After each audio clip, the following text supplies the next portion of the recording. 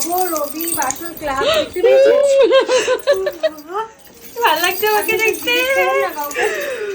আজকে আমাকে আমার বর দেখে অজ্ঞান হয়ে যাবে। নব রবি বাসর ক্লাব। তোমার ভালো লেগেছে তো তাহলেই হবে, বাইরে যা। হ্যাঁ হ্যাঁ আমার তো দারুণ লেগেছে। I am looking like a queen. আগের দিন আমি পারো ছিলাম, আজকে আমি রানী হয়ে গেছি।